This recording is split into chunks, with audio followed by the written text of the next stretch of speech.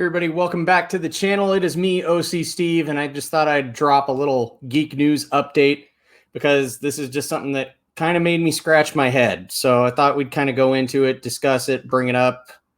It's the next big event for Mutantkind, if you will, from the House of Ideas. So it's pretty much the Hellfire Gala, and it's based on a real life event, which is the Met Gala, which is going to be happening in the next few days in New York. And usually the purpose of the Met Gala, formerly called the Costume Institute Gala or Costume Institute Benefit, and also known as the Met Ball, is an annual fundraising gala for the benefit of the Metropolitan Museum of Art's Costume Institute in New York City. It marks the opening of the Costume Institute's annual fashion exhibit. This is a large gala. It's a huge fundraising event in New York. It draws from all different pools of life and society, from, hip hop to music to athletes to actors to artisans. They all show up to this big event. It hasn't happened in a few years because we live in a COVID world.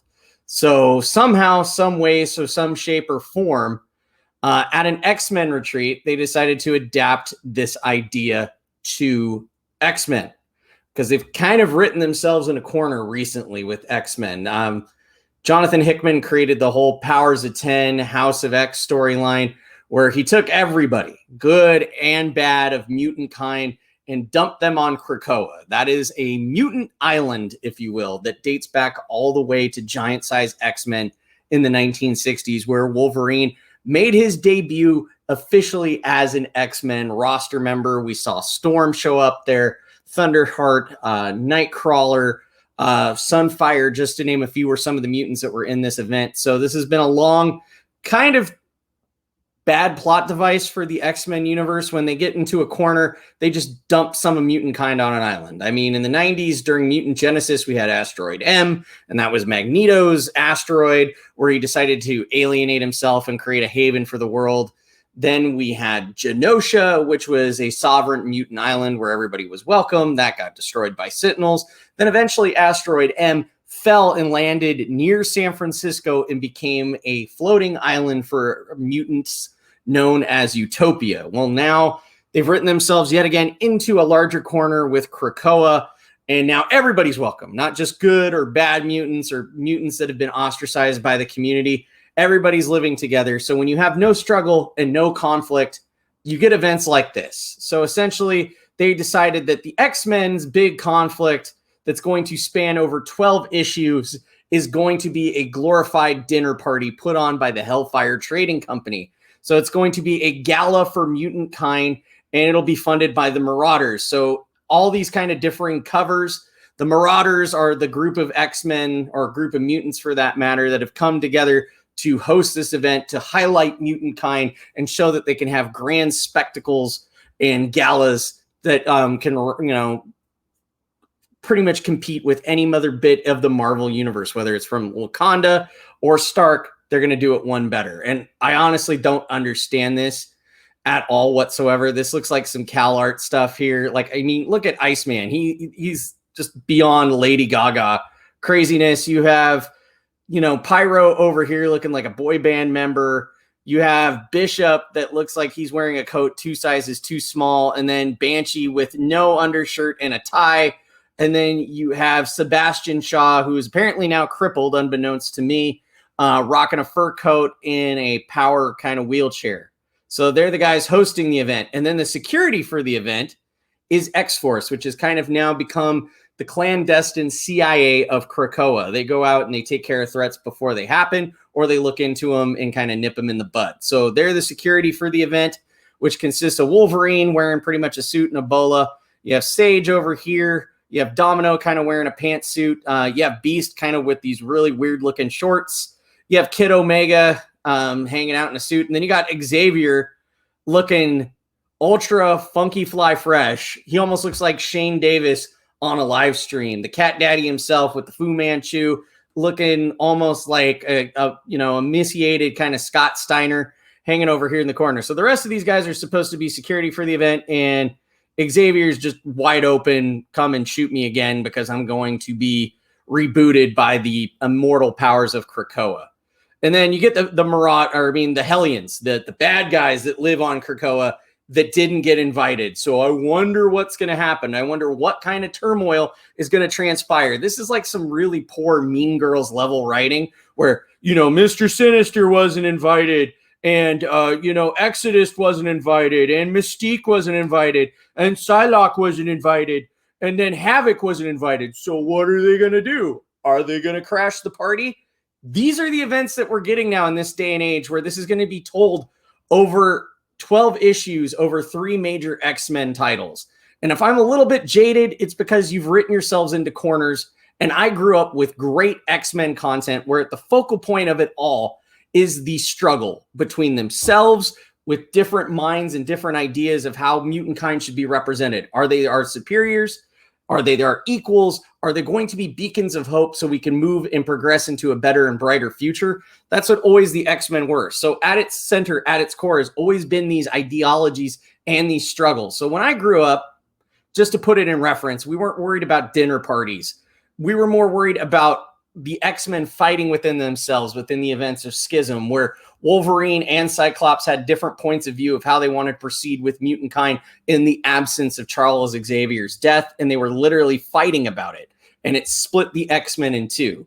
You had Age of X, which is set in an alternate timeline, so that was kind of a neat event. You had the whole Proteus saga, which they dealt with extreme powers in the X-Men. You had the Messiah complex that pretty much happened after the events of House of M, and the first mutant was born. That mutant would end up being Hope Summers that would help re-spark the mutant race and ultimately lead into a Phoenix X-Men versus Avengers event, which was really great. And then you continue going down the line here. You had the Trial of Magneto, which was X-Men 200. You even had Joss Whedon's astonishing X-Men run, which is phenomenal, which a lot of the times, it's hard to beat the predecessors that came before you. But this seems like some weird concocted CalArt stuff that was kind of an ash can idea that was thrown out at an X-Men retreat, and they didn't have anything going, so they decided to run with it.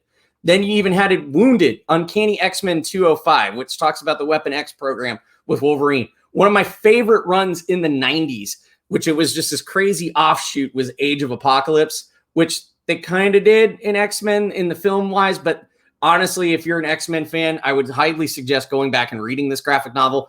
It is a ton of fun. The artwork is amazing. Kind of has that anime hyperactive feel to it. Mutant Genesis, which if you're a kid of the 90s, if you're a millennial or a Gen Xer, this was your relaunching point into X-Men. This was done, by Jim Lee. This is where majority of the X-Men animated series art inspiration comes from. It was a blending of his art style at his peak before he went to Image, with Chris Claremont just writing some next level X-Men events. This is where we got the blue team and the gold team. I highly recommend it. And then continuing just kind of in some other events as we go down here, this is a retelling of the original 5 X-Men with season 1. That artwork was great. I highly recommend that. This is by far one of the best X-Men storylines. God loves, man kills. Talking about the debate of the Purifiers and the X-Men. That's another must-read with William Stryker. When I started getting back into X-Men, because I was kind of a lapsed fan, I definitely got this omnibus of Grant Morrison's New X-Men with Frank Quitely. Would highly recommend that. If you're a Comicscape fan, if you blink and miss it in this omnibus, you will catch some artwork from EVS himself, Ethan Van Sciver. Did a couple back issues, And as I mentioned before, House of X, Powers of 10, that's kind of reset the current reboot of the X-Men universe, is a great read too. X-Men Days of Futures Past, they tried to do this in movies, but honestly, it didn't really do the X-Men universe justice. So I would say, that's only 2 issues if you can get in graphic novel format. And then by far, the penultimate X-Men event, the Dark Phoenix Saga, that kind of really made the X-Men have its impact. I always kind of say Stan Lee created the X-Men, but Chris Claremont gave it its identity, its existence, its breath of life, if you will. So when you look at all these great X-Men storylines, having a dinner party seems very below par for the X-Men standard. It's very below the bar. This just seems like, I don't know who they're trying to cater to with this, because at least when you have the Met Gala, you're trying to raise funds and trying to bring attention and benefits to the arts and design and fashion. I don't see Marvel doing any of this. I don't see any of the proceeds of all these variant covers, which we know are going to come out in multitudes for this event, going to any local charities or costuming or design or fashion institutes. It just seems like another cash grab on a poorly written idea, on a bad concept with no general supervision, and just given a green light just to sell covers, not content. So that's what I'm struggling with as an X-Men fan. That's why I've been slowly just skirting away from X-Men. I mean, I started with House of X. I started with Powers of 10, kind of enjoyed where they were going with it. And then slowly they just kept on taking bad opportunities and wrong turns. Cable does not work as a teenager. Just doesn't happen. You know, we want the old grizzled Nathan Summers coming back, trying to almost educate his dad and slap him upside the head as Cyclops. They need to get over the debate of who is Wolverine. Is it Laura Kinney or is it, you know, James Howlett? You can't have two in the same place. We have that issue already with too many spider people swinging and thwipping her all around New York City. And then ultimately, the thing that really rubbed me the wrong way was the way how they portrayed Nightcrawler in House of X and Powers of 10.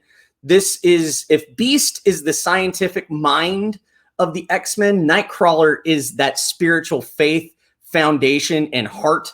He's kind of the Holy Ghost of the X-Men, if you will. And to him to have a moment of doubt, being such a devout Catholic and being set in his ways and even being a minister, to throw that all aside is just a disservice to all the years of writing for X-Men. That he would give up his faith to go form a new mutant religion just seems too far-fetched for me, and it's not in alignment of that character. And that's the problem that we're getting with current Marvel, is that everybody's too worried to cater to something than stay with continuity. And I know, hey, maybe I'm just an old guy that enjoyed X-Men and I enjoyed that. But hey, you know what? I look at it this way, that you're doing a disservice because you're pushing your own agenda and you're not pushing the narrative. So I'm not a fan of the Hellfire Gala. It looks like a cash grab to me.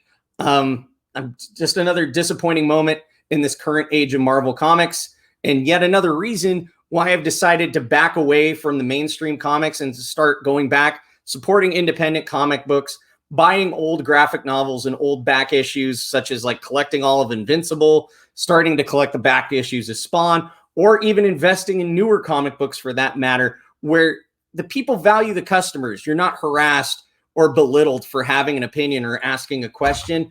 So that's the core of Comicsgate, is customer service. So that's why I've started to back comic books like Cyberfrog, Graveyard Shift, Monster MD, just to name a few. Kyle Ritter's Starblades that's coming out looks great.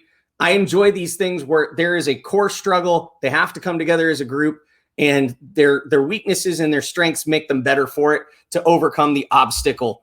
If you have a dinner party, there's really no obstacles other than who's passing the butter and can I get the salt, please? So that's my thoughts for now. Let me know what you thought about the Hellfire Gala, and I'll catch you on the next video. And as always, thanks for watching. Please share this video, like and subscribe, and we'll catch you on the next one. Have a good one.